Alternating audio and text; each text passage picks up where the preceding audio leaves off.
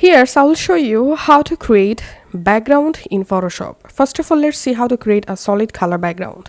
First of all, unlock your background layer and click on this foreground color.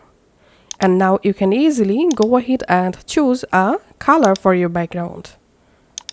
Now from this tool panel, you have to find out and select the pen bucket tool. Once you selected pen bucket tool, now just click on your project background and the color will apply just like this. And now let's see how to add a gradient background. After unlocking your background layer, click on this foreground.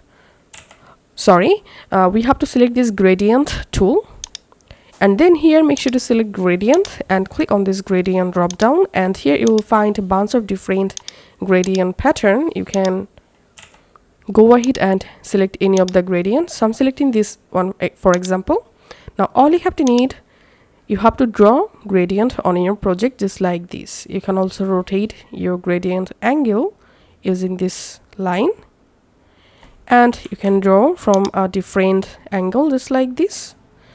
And to change your gradient color, just double click on this color box, and now you can go ahead and select different color for your gradient background just like this.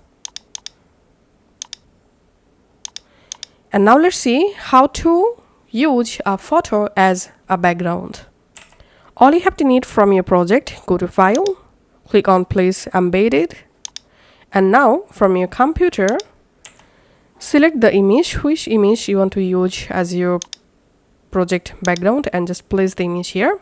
Now you can go ahead and easily resize your image and then click on OK. And then you have to put this image background layer at the bottom of your layer list. And that's it. You have successfully added an image as your background.